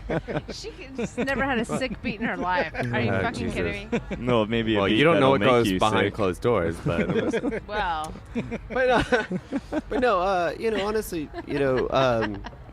coming from a kid who will never grow up and seeing somebody who's still held onto the passion and followed the family and did what you've done and still have found a balance in life to be able to do both, that's a big thing. Because a lot of people will just kind of give up, their passion, musical passion or whatever, for family or whatever. It's hard to find that balance. And you're very inspirational in the fact of being able to find that balance and go, there is a balance. I can do both, and this is how I'm going to do it. And it's great seeing it. You're definitely an inspiration to the rest of us trying not to grow up. But no, really, you are. And also staying true to the craft and doing what you do well. Yeah. Always. And I will have to say though too. We've almost just you and me. We've just met more recently. It was definitely that party we played, and I will tell you the most terrifying thing of that whole gig was you standing behind me the whole time I was playing, because I was just like, fuck. No, I like your setup, and so I was wanting to see sort of how your controller worked, and that's what I was. Well, I figured out, after the fact, but the whole time it was going on, I'm like watching you, I think, the whole time. He's judging me. He was totally judging you. He hates me. Oh my God, he hates me. Everything you do. He's stealing my tracks. He hates everything. No, I wasn't. Doing. I wasn't worried about that. I was just sitting there going, he's just going, what the fuck is this kid doing? That's what I was doing. What the fuck? I was Shazaming your tracks. Donald is the nicest guy you'll ever meet in your life. No, I realize that now, but at the time, it was really. I will let me plug you for a second. Yeah, we have a friend that wouldn't say that, but that's okay. Well, but the thing is, though, I knew it's not a friend of mine. but at the time, I knew you more on probably legend and people talking about you than I knew you. So all I knew was I had Donald Barnes behind me, watching what I was doing, and I was just like, it was that would make you nervous. Oh my God! It better make you nervous because he knows what's happening. It's Donald motherfucking Barnes. It's Donald motherfucking Barnes. Like, you better. I was nervous. I was nervous that time, but this Friday though. No, I'm going to give you a run for your money. All right, man. No, this is going to be a great weekend. It's exciting. I'm glad you guys are playing together. Yeah. Jitsu as well. Whatever. So, just kidding. Donald, do you dabble on the production side, or are you really just the player? You know what? So, I have never gotten into the production side. Unfortunately, for me, it's been a time thing. And the other thing is, I know that if and when, not if, but a matter of when, I get into production, it's going to be a time drain for me. So, yeah. I that's just my mindset. I'll probably lock myself in a basement somewhere, right, for a couple of months, Again, yeah. and then come out fighting. So, really, that's what it, for me, like getting into production would be like a whole nother thing. Because if I did it, I wouldn't just dabble into it. I would go head first into it. So there's gonna come a time when I do. Yeah. But now it's just not the time. Yeah, now it's just not. Sit down and talk to us. Yeah. Well, let us know when you do. All right. Because it'd be great to talk about. And that's the other thing too, because that's why I wanted to get into it. The first part, I did not want to do these like DJ sets, quote unquote. I wanted to do original stuff. Mm-hmm. But then I was like, okay, so there's a relationship between the song and the DJ that I didn't understand. So I started getting into it, and I've been doing DJ sets for 4 years, and I bought the software and stuff, Reason, Ableton, like all this stuff. I'm like, I'm going to get into this stuff, but it's just so like it's so massive, and it takes so long to understand. And the other thing is too is learning it as a new medium, learning to use this as a medium, and learning the vast array of things that you can do to build tracks. It's overwhelming. So that was the thing for me when I first looked at production. It was just sort of like, wow, like you can kind of like see how massive this is. Yeah. And for me, like when the controllers came along, that was sort of like an easy sort of off-ramp for me to take with the controllers, because with the controllers you can do so much, and it's really like performance. You can perform and do so many things on the fly and change a track up completely, where people have no idea like that was going to happen. So when the controllers came out, and that's when I really immersed myself into my controller and sort of learned how to do tricks on it and do certain things on it. And so that's what I've really, like over the past 3 years, that's where I've really spent all my time, is just immersing myself into that performance aspect of it and being able to do many things at one time, so my tracks sound completely different. So you have like Donald Barnes' secret ways of performing with that controller? Absolutely. It's a DB tool mix. Well, you got to find your own personality and the tools that you use. And you can have the same tool between 100 DJs and they're all going to use it differently. I'm drawing a blank. Who's the other guy that played inside? The For Outbreak? Yeah, the new guy. We had like 8 DJs. The new guy. The tall guy, the tall brother. Oh, Ash. Ash. Yeah. So he was using the same equipment, and I was showing Yeah. him some stuff during my set. I was like, look, this is something I've just like learned recently, and watch if I do this and do that. And just to watch his face go, I never even thought about that. That's never even thought awesome, about that. though. And I can remember when I first got the controller, and I would watch videos of DJs doing certain things on it. And I was just like, how did he figure out how to do that? Like, who taught him to do that? Yeah. And the longer you use the thing and the more comfortable you get with it, it's like any instrument, it's like, it becomes like a guitar. You just learn how to do certain things, You get comfortable with the way this one feels, so you can do certain things on it better. Well, so that's kind of what I felt with my controller. But the thing with any instrument, though, you have to learn that instrument enough to where you can find your voice in that instrument, and that's a big thing. And I mean, I love Ash, and I'm hoping he's going to be in December, hopefully. But, he's been around the scene forever, and just kind of more recently got into it, And I love being him. He's a very young individual, but as he's coming into this, he's coming into house, hard house, techno. And even trance. And I'm just like, it's really cool, refreshing to see a very young individual going, these are what I'm selecting. Yep. I'm like, okay. Yep. All right, well, that's cool, Yeah, I would have to say, I mean, I would agree with you there. That's kind of the vibe that I got from the Yeti when I was here the last time. I saw people that sort of really liked what I was playing and wanted to hear more. So I thought that was cool, because what I play, the style and the genre, is nothing new. There's always new tracks. But that's sort of the roots of where, EDM came from, and everything's kind of evolved out of it. It's good to see people kind of embrace the old and still find that relevant. So I think that's cool. You have impeccable taste, though. Yeah, no. You absolutely do. And that's what it always has and always will come down to, is the song selection. Yeah. And we've talked about this before, too. We know a lot of great DJs that we will not name, and great in Tulsa, but because their song selection. And there's some that even years ago could not, even beat match or whatnot, but everybody loved them because their song selection, and now they're getting into more of the beat match and key matching stuff, so they're progressing, they're learning, they're building. But even so, when you look at their older shows, when they weren't doing even like the basic mixing stuff very correctly, but they had the great song selection, that is a huge part of what makes you your personality, as a DJ. There's a lot of personality based on just your tracks and your sound. I agree.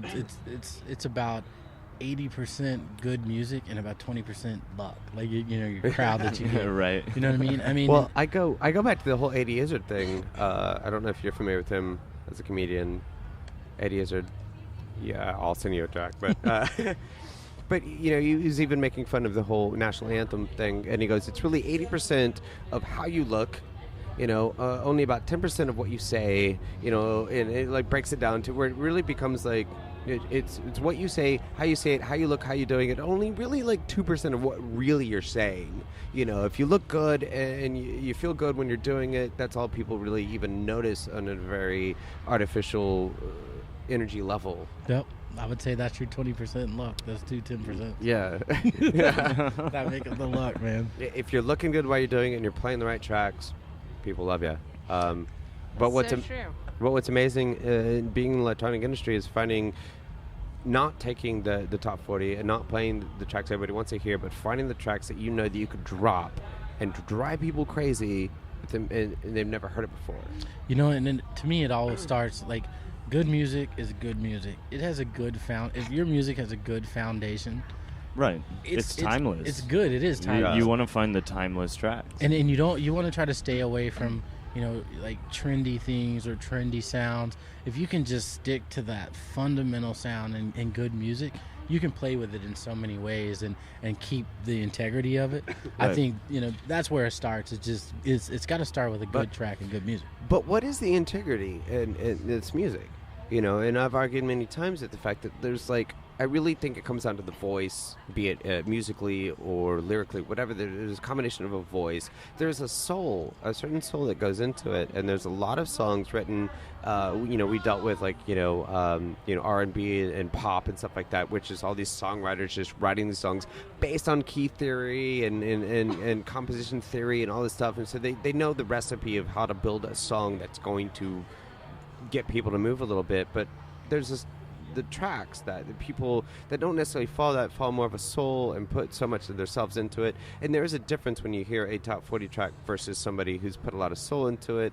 Like it's this intrinsic feeling, and it takes over.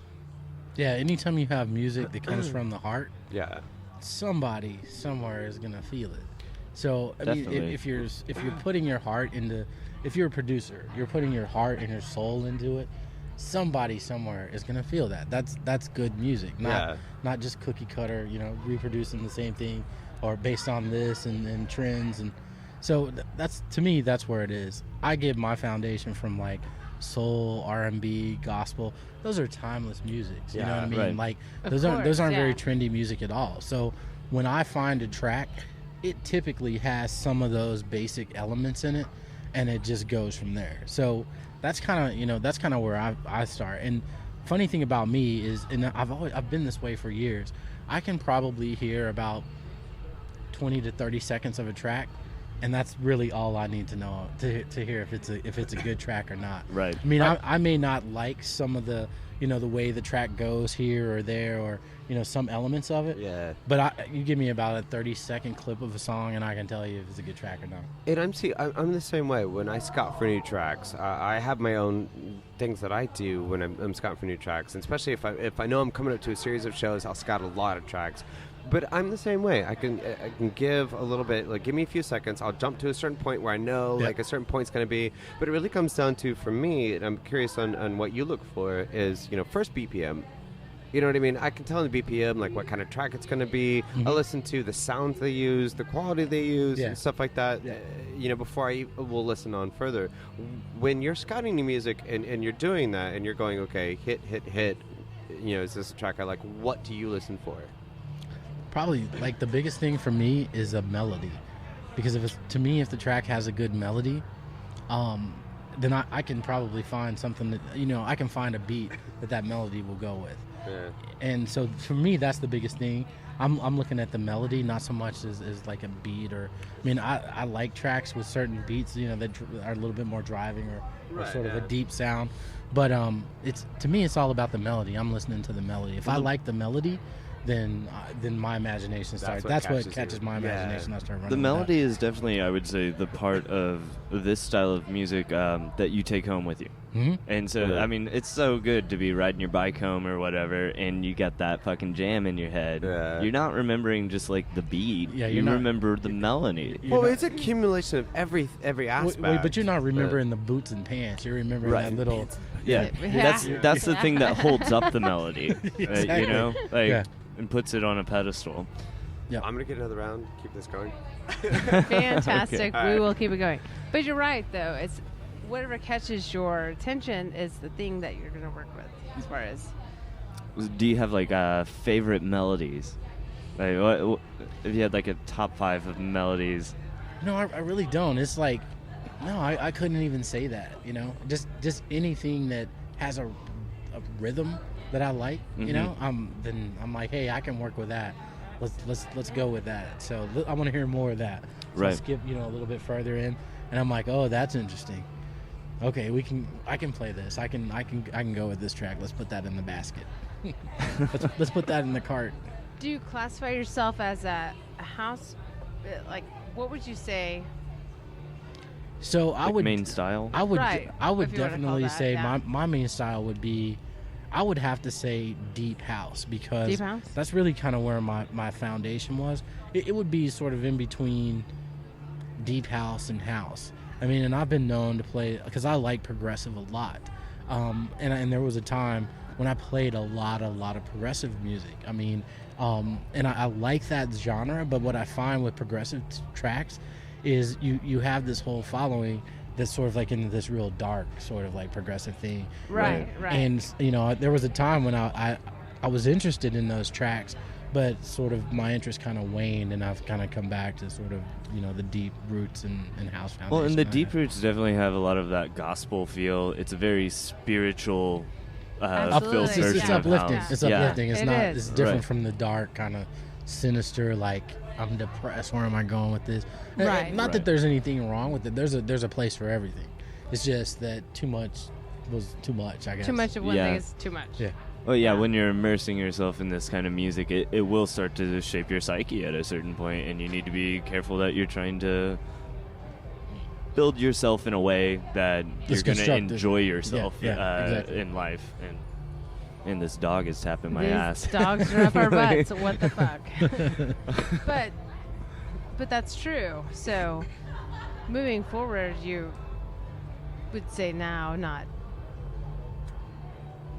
so much deep house, not No, I mean, Or- it's deep, it's tech, it's jacking, it's house, it's kind of all over the place a little bit.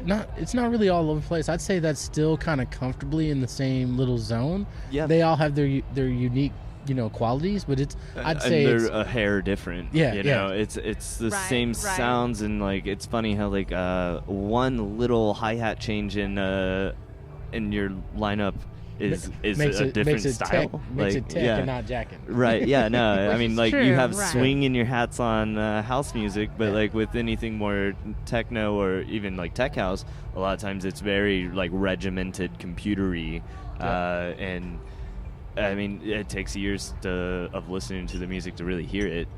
Absolutely.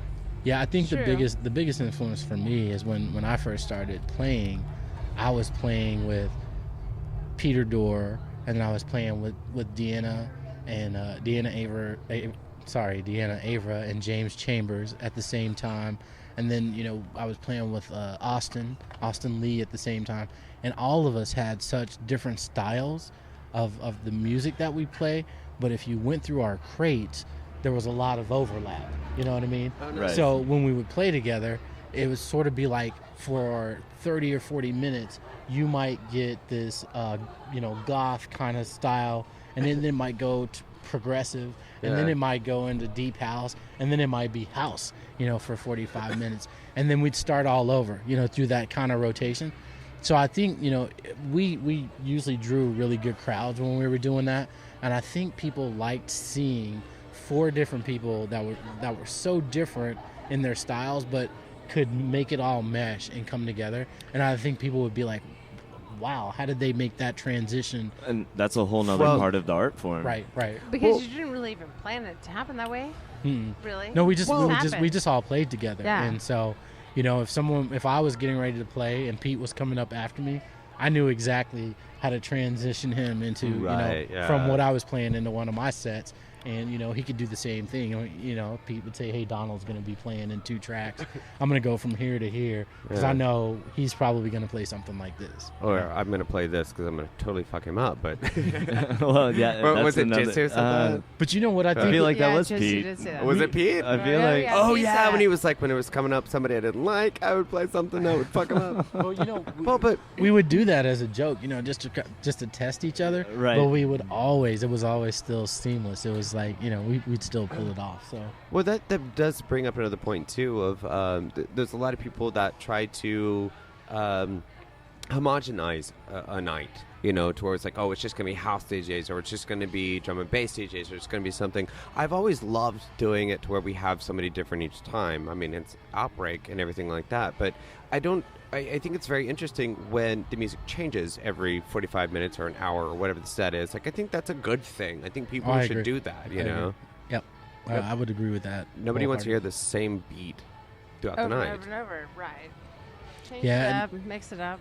One of the things, and I'm not throwing anybody under the bus or calling anybody out, but like one of the things locally that I see DJs do is I see people who like really want to sort of push their agenda or genre, if you would, off on a crowd, and when you've got people drinking, you got people out trying to enjoy a night, you know, you kind of gotta go with the flow, and that's always been my thing. I think I'm a good. I've been able to read crowds, and I'm the first person to say if what I'm playing doesn't work, I'll change it up because, you know, I just want everybody to have a good time. So don't kill the floor. It doesn't hurt my feelings, you know, if I have to play something different or you know, go a little bit different to keep people into it. I think that's just part of it, you know. I think that's part of my job and what I'm supposed to do. So, well, and you know, I've brought up too, I think before. I think in a weird way, I think a lot of people too, especially being in a big small town. A lot of DJs that will go up and want to play like the top 40 and stuff. There's DJ Bow Wow, and he's got great rhythm. But I think a lot of them will play the top 40 and the hits that you know because they're almost too afraid to take that leap and play stuff you don't know. You know, it's almost that they want that instant reaction of I'm going to play something you know so that way you like me. And they're afraid to take a chance. One of these really dogs has the other dog by the leash and is pulling him around. Oh my god, that is really weird. It's so crazy. That's DJ. Come this way, bitch. Oh my god, that's hilarious. What just happened. I got you, bitch. That's what happens when you do on location. This is crazy. On site. He really is, and he's still doing it. I know. Respect the podcast. Respect the podcast. Yeah. Oh man. I don't think I've ever seen dogs do that.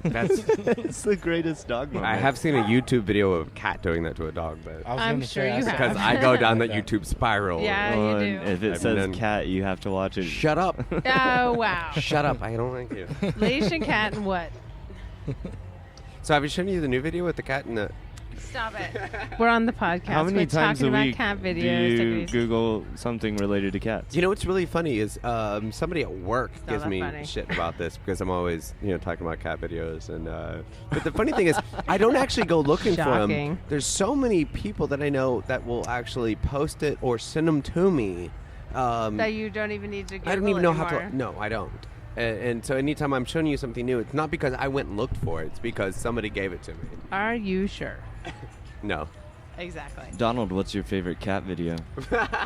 Right? No. A bigger question: are you a dog person or a cat Yes, person? there you go. That's a question. Because this might end this podcast right now. Right This is now. Watch Mind me. your answer, sir. Yeah, This make is sure you answer really, correctly, Donald. I'll take my really- headphones off and throw them down. Really easy. I will throw them All down. right, hold on. This is really, really easy. I know he's going to All say right. the right answer. I am Melanie? a dog person because Oh my I am God. allergic to cats. Oh. So, Oh, well, there you go. Oh, my God. So Cats. thanks for listening to the podcast. Yeah, so this was Donald Barnes. And, Nice meeting you. Talk to you later.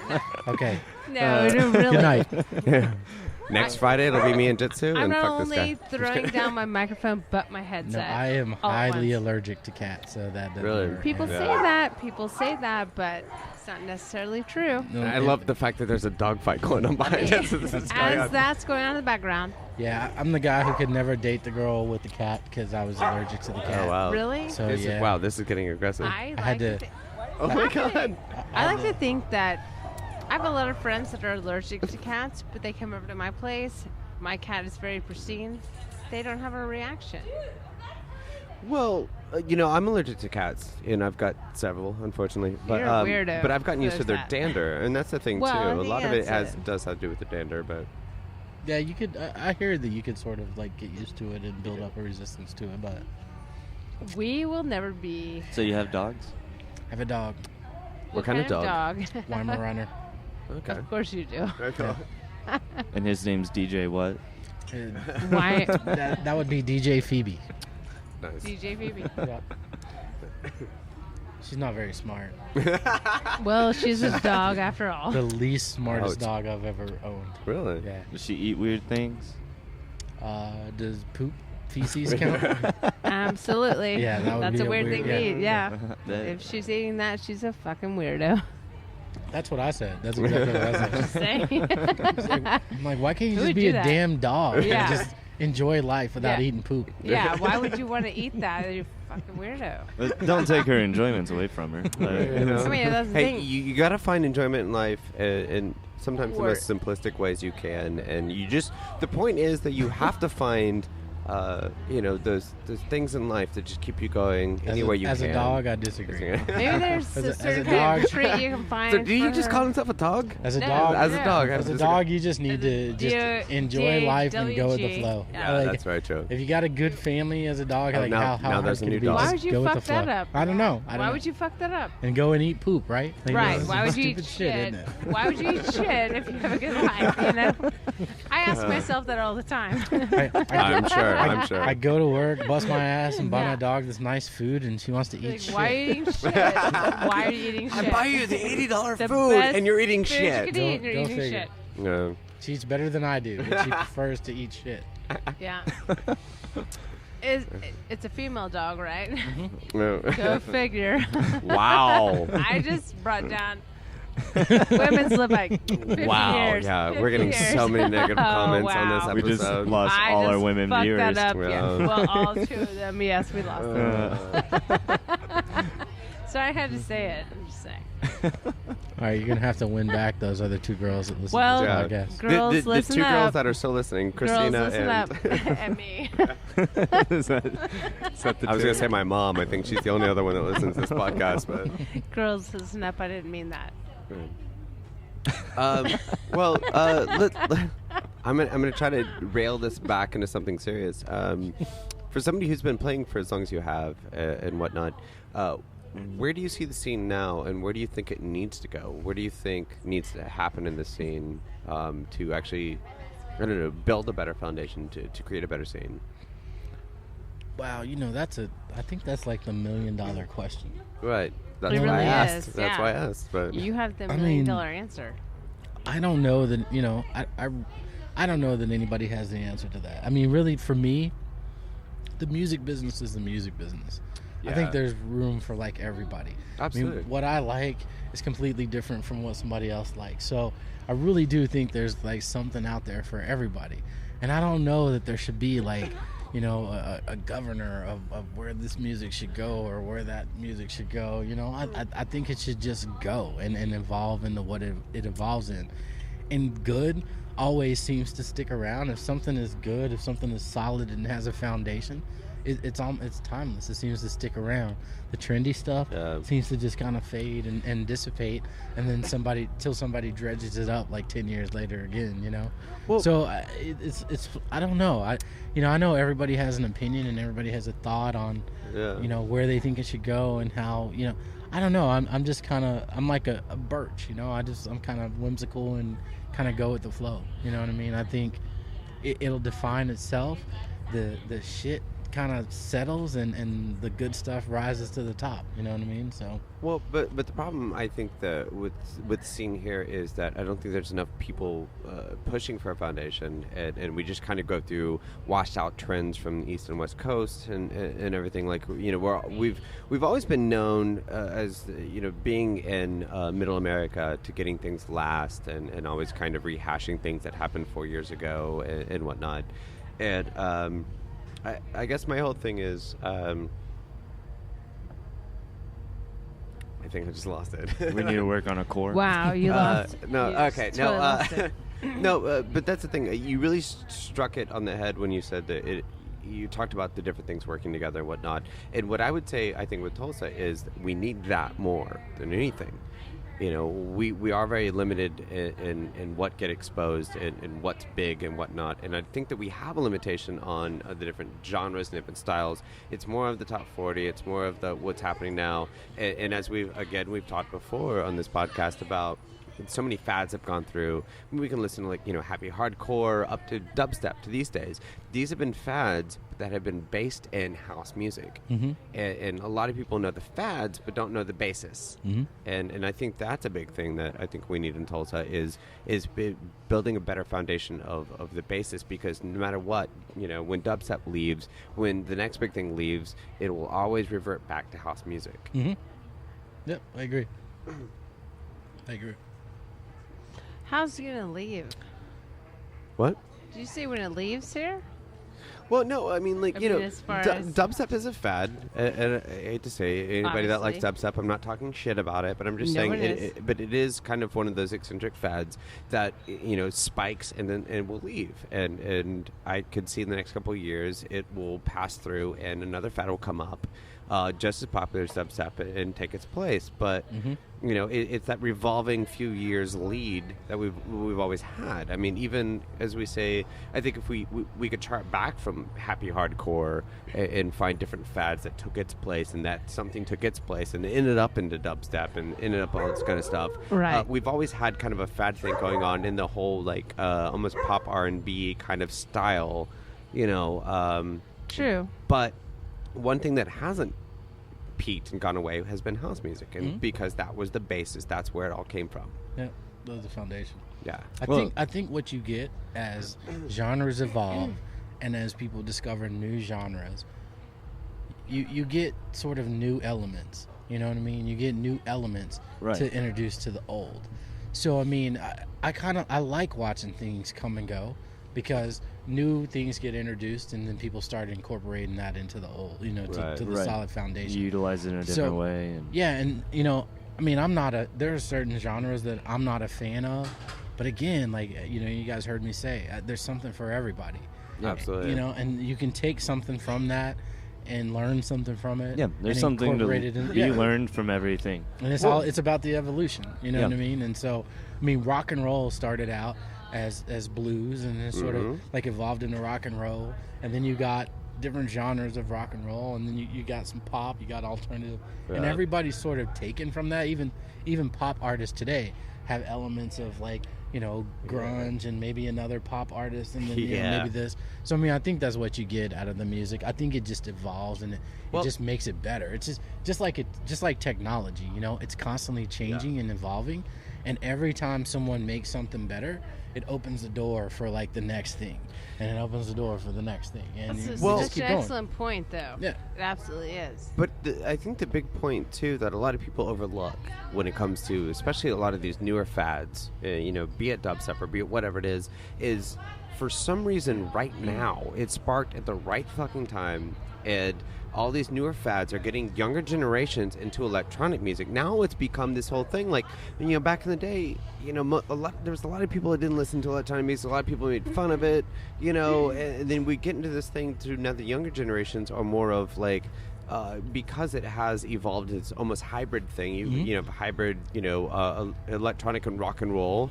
I mean, does it offend you? Yeah, bands like that. You know, you have a hybrid into electronic and R&B. You have all these hybrid stuff to where now these newer, younger generations are kind of are getting raised into it to where they're okay with electronic music. I love it. I love to see Steve Aoki do some of the stuff that he Oh, did. no, you didn't. No. But here's the thing. Like, Okay. Yeah, no, I'm Well, what's listening. funny because Here's Don what is you- next door, but Here's what you have to understand about that. Like, I can remember when I first started getting into electronic music. I mean, I grew up on rap and hip hop. Yeah. That's what I grew love. up. You know, I on. love Yeah. that shit. I can remember when I first started, like, electronic music, when I was like, oh, when I do this and I create tracks, I'm gonna mash R&B and hip hop in with dance. I don't even do that today. You know what I mean? But that's what I always said that I was gonna do, because that's where I came from. But I still haven't found it in myself to sort of, like, try to, you know, to forge those two together. But when I see Steve Aoki do it, I'm like, that's fascinating to me, because to me, that's what I thought I wanted to do. And to see somebody do it, like, I couldn't do it that well. Like, I wouldn't be able to put it together the way he does. But to see him do it, that's creative. I'm not saying I'm running out and buying every album Steve Aoki does. Right, of course Right. not. But it's fascinating to me, because I thought that's what I wanted to do when I first got into EDM. You know what I That's mean? a really good point to make, though.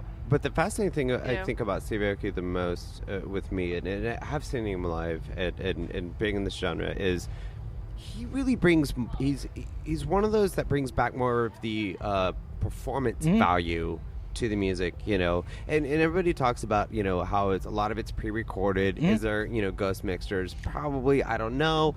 But the thing is, though, and everybody gives him shit. But when you see him live, and you see how he controls that crowd, and you see how he interacts with the crowd, and his performance value, like, there that's a whole nother section that a lot of people aren't talking about. Cake. Right. But there's something for everybody, right? Like, I Right. mean, seriously, you'll never see me throwing cake. Do we need to cancel the cake orders for his show? I was just going to eat it. I thought we were throwing hot pizza slices. Oh God, hot pizza with the scorpions on it. Yeah. You got to hit the Falkirk episode. Jesus Christ. But it really does bring up another point too. He does bring up another issue with this style and whatnot, and coming to more of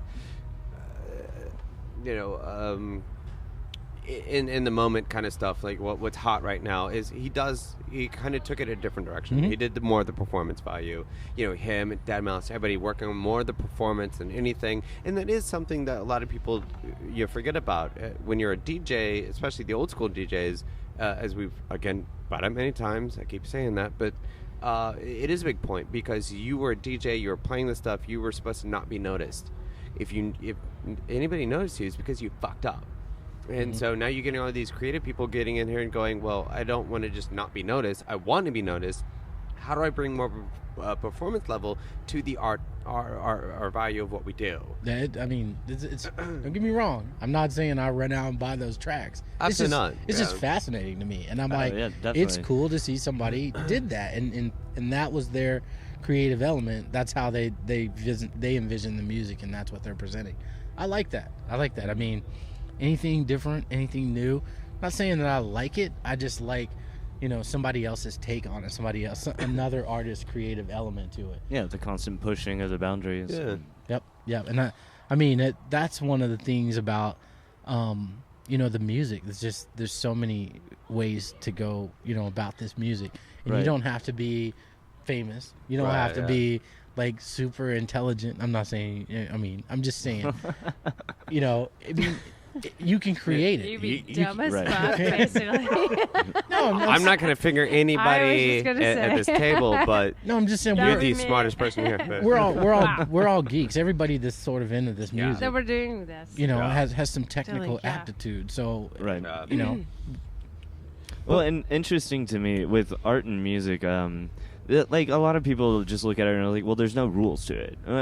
There are rules. There are reasons why certain things work better. Well, music has rules. You got to follow those rules. So you can't but say what's that there's interesting, no rules. but like in the art world, same things apply. There are foundations that these things work really well, and how do we utilize the things that do work really well, but also keep pushing so that it's not staying the same and it's still evolving? And I feel like that's what you're talking about. That is, I mean, there's certain reasons why beats work. This beat works good for this reaction, and this beat works good for this reaction. Well, in music in general, if you look at any genre, and it was always you've had your rules in composition theories and stuff like that, and everybody kind of stuck to certain rules, but when you look at the time periods, and anybody that's ever stood out in any fucking genre, it's been the guys that said, okay, I got your rules, but I want to do this. Right. And they did something different with the rule. Right. Yeah. Right. And it really comes down to, I remember an art teacher I had at one point in time back in college. He was really big. We were doing like form in art and stuff like that. I had to really learn that kind of stuff, and really came down to the point to where bring up even Salvador Dali or anything, and just surrealism. And his whole thing was, he did realism for a long time before he even got into surrealism, and that's when he just hit it and just made it. But the main point is you have to understand form before you can understand how you can evolve form into something different. If you don't have that foundation, you don't have the basis to make it something new and interesting. Right. And that was something I got from art. Picasso's early work Absolutely. is absolutely beautiful realism, and then where he ended up, he totally changed the game. Yeah. But it also like helped for him to have this foundation of his early work that people understood, and he built up a name behind himself so that people followed the name. Yeah. And now he has the freedom. People are paying for the name, not for the actual pieces. Yeah. And he can really push the boundaries like that. Yeah. Yeah. But you do have to understand the basics before you can get anywhere. And that's a big problem that I have even getting with any of these fads. any of the effects we've named, a lot of people get into it because they like what they hear, and they're like, well, I can reproduce this, and they hear it in a very superficial way. They're like, even, I hate to say it, I'm not trying to talk crap about any kind of genre, but dubstep, they hear, the bass and the wobbles, and like, well, as long as I put bass and wobbles in it, I'm good. But if you don't understand the basis and the foundation and why it was cool at one point in time, and you can't reproduce it, if you don't really understand the in-depth part of it, and I think a lot of people don't, and that's where we come up with, hey, Bow. You didn't get, hey, will you get the round? No, Jonathan's bringing it. Okay, fine. Oh my God. Oh, wow. He That's said, got time for that. I can do more than one thing at once. Urinate, order drinks. That is yet to be seen. Take it easy. I'm just saying. Well, let's see what happens. He talks a big talk. Yeah, she does. Donald, you know me. I do All right. talk a big talk, but I always follow up. So Do I not? when you're performing, we're talking about being the DJ and the not supposed to be seen kind of thing and how it's kind of progressed to today.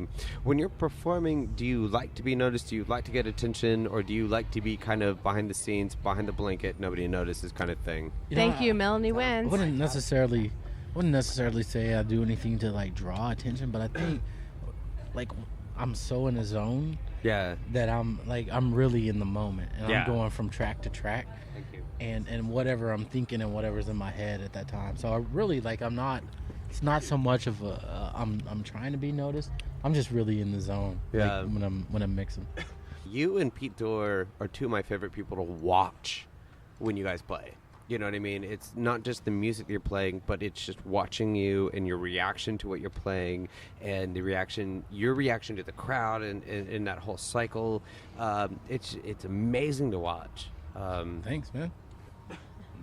You didn't even know. You don't even have to pat You just pat yourself on the back. pat yourself on the back for that. But and that's my thing, because I see so many people that just want to have that curtain. They don't want to have that interaction with the crowd. When I do see somebody that has that soul and gets into it, but that feeds off the the energy of the crowd, and they just get more into it, and they have their own style about it. I love the performance. I love the whole thing. And as you guys know, I'm a performance guy. I love that. I feed off that, but not something I look for. Yeah, to me, that was the biggest sell on controllers, and just my ability to like affect the crowd and add some things and ad lib on the fly to add things in there. And it took some getting used to and learning the instrument and the piece of equipment. Mm-hmm. But I think I have some neat tricks that kind of impress people all the time. Definitely do. It took a while because you got to master that craft, but using the right equipment makes it really, really easy like that. So I can remember when I used only turntables and was like, what if I plug this effect tool in, or this device in, and nothing does it like a controller does. None of that stuff like a controller does. The some of these new controllers and whatnot look so beautiful, but I feel like the only person that really gets to see them half the time is the actual DJ. How do you feel about like tilting your stuff so people can see what you're doing? Like if you're playing a guitar in front of people, they can see what you're doing. I've never really given any thought to that. That's kind of interesting. That's never crossed my mind. It is interesting. That's a But really good question. That's a really an good easy question. way to do that, because I've seen it done before. An easy way to do that is I've seen people take a video camera, put a video camera on the next to the table, and like then the whole boiler room thing. and then that goes on video, so you can see what people are doing. But I mean, really, there's nothing. I don't do anything fancy. It's kind of just sort of programmed, and it's nothing I do is not within the limitations of what the buttons on the controller can do. Right. So, but I think too, live performance, a lot of it is, I've come down to is lighting and getting into that whole atmospheric thing. But a lot of it too is just the energy with the person involved. Yeah. Like you don't have to see what they're doing. If they're like jumping up and like having a good time, you just instantly going, well, that guy's having a good time. I'm having a good time now too. And if he's having a seizure, I want to have a seizure. I want to have the seizure I too. want to have that seizure as well. Yeah. How do I get there? And I think it does come less from the whole watching somebody play. And there's some great videos. It's not Boiler Room that I'm thinking of. There's another one that does, I want to say it's like the BBC thing, that actually has the videotape over, and you actually get to watch what they're doing, and it's boring as shit. Yeah. Like, I don't want to see what they're doing. I want to see them and how they're getting into the music, you know, and if they're getting into it and jumping up and down. If you combine those two things, and with how colorful some of these controllers are getting now, there's a lot of really brilliant colors. But I also feel like if you know the person that's playing and what they're doing, you relate to that as well. But okay, let's take it as a simple fact of even just taking like Pete Dorr. If you were watching Pete Dorr play, would you want to watch his hands and his controllers or him? Because that shit's great. Like when he's all like, you know, getting into his dance and stuff like that. It's awesome. You would not see that from like the overhead thing. That's all I'm saying. So I think you know what? I think that's more of a that's kind of a question. If you're a spectator, you want to see the artist. You know? You definitely want to see the artist. If you're a spectator, you're feeding off the artist's energy. You know, if you're one of us and you're also a performer, you want to know, okay, how does he do that? Because the way I throw in a track and the way Pete throws in a track is totally different. It's completely different. And so that's like when I stood behind you, that's what I want to see. That's what I'm like. I know how I do this, but how does he do that? You know, how does he throw in his track? Well, how does he time it? How does he do it? How, you know, I have in my head when I'm putting tracks on, I'm like, this is what I need. Yeah. I need this. I've got to have this set, and I'll keep going until I got it perfect, like how I want it. And then I'm like, okay, now it's ready. And I will say this, Donald is my favorite DJ. Melanie has coined that. This is like the flattery episode. I know, it is. You know I love Donald. But going back to what you're saying though too, it's really different because when you're there live, there's that energy and the correspondence between the artist and you know, the audience and that whole thing of you give us so much and then they give it back, and then this whole cycle of things. And it's so different when you're watching somebody on just like YouTube or something and you're watching what they're doing, or even if you're watching a video of doing, you can see them like, you know, jumping up and down, and you're just kind of still sitting in your seat going, okay. But if you were there, it's so infectious that you can't help but just go, okay, he's going crazy, I'm going to go crazy too. And that's a whole different aspect as well. It is. It totally is. And wow, I don't even know if that was those dogs, I swear to God, they are barking. Fucking DJ Powell. Barking out your ass. Those dogs are barking. Take it easy. We can edit that out. So I this is a weird thing to bring up. Hey, DJ, rip that ass. Can you bring me a drink? Right. So I guess last night we were Googling things about there's this smell over there. We were Googling things about octopuses last night, and I never knew. I missed this. I know this is a weird thing to bring up though. Because, like, I missed it. So, yeah, is it octopi or octopuses? It might be octopi at this point. Octopuses and I didn't realize that they like the water jet thing that the octopus propels itself with comes from its ass. Like it's. Let's just take it to the ass level right now. Hey, you know what? Let's give credit to Milo for really trying to bring this back in. He totally did. Yeah, he was going to make it scientific, but it's just actually what it is. Let's take it easy. But I wasn't sure that octopuses had more than one hole, you know, and I needed to know about that last night. It's happening. You know, we're just off the rails here now. So let's bring it back to why did you octopus were ever afraid of coming on this podcast? Eight beats per minute. You see us now? Nobody has a clue what's going on. This is probably the best part about this. Can we say that? All right, 8 BPM? So was this a good thing or a bad thing to do this on location Anyone tonight? get my joke? No? No. Yeah, I get it. I'm just trying to decide whether or not it's funny. It's so funny. It's so funny. So I will have to ask though, was this a good thing or a bad thing to do this on location? We have somebody who's serving strings constantly. I think it's great. It's Thank interesting. you, Donald, It's very for interesting. accommodating us. Accommodating On Melanie. location. Definitely. did. Well, accommodating me. I'm sorry. No, yes, that it's was been my fun. No problem. But no, yeah, we're definitely extremely happy to have you on. You're definitely one of those people that we were really extremely looking forward to having the hot seat and picking your brain and learning about your experience and everything like that. And not to toot your horn, but obviously one of my favorite people. Yeah. I can't Great say that sets enough, every time. You know? and- Yeah, I know. Keep patting yourself on the back. You know it. You know I love you to death.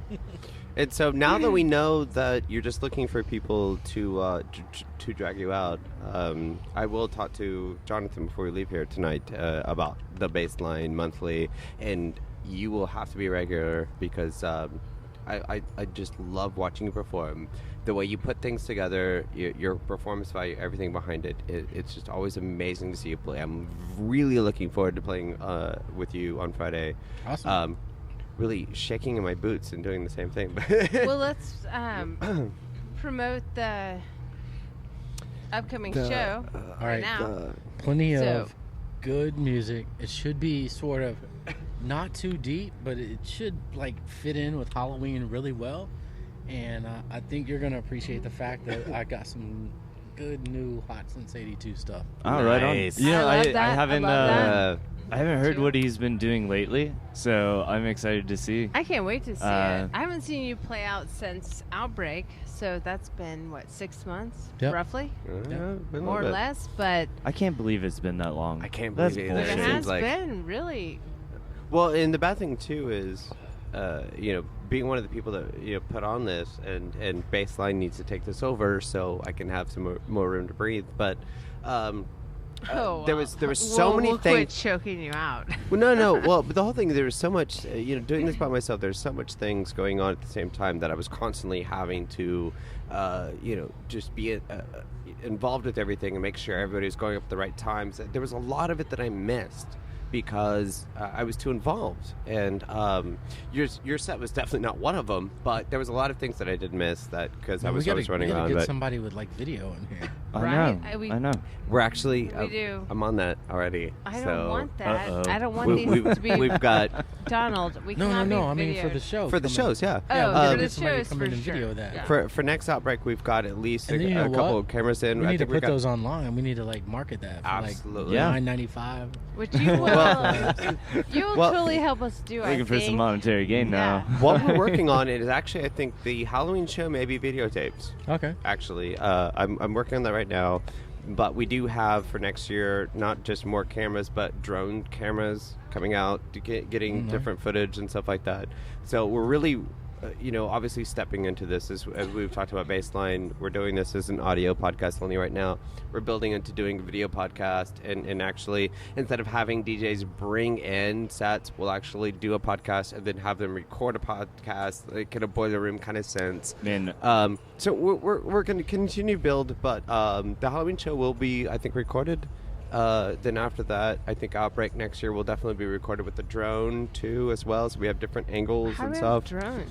drones Oh, are just wait, around. I'll tell you after this. Yeah, no. Okay, I- well, we'll leave that Yeah, on the table now. drones but are almost like It's a easy to Phantom get Steel. anymore because like so many people have them and know how to operate them so well. And right. But right. There's the it. drones for the rooftop parties that we're talking about next Yes. year, that'll be great. We're going to do a Yeah. lot of rooftops, doing some pool parties next year. Bassline is going to do some cool stuff. I'm Rooftop looking pool forward to it. parties. Open in by to Donald Barnes.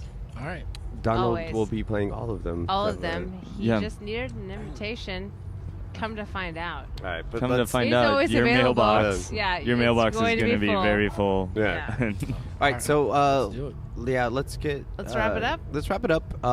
Let's get off this. Let's listen to Don plays indie dance stuff, and Divik says it's time.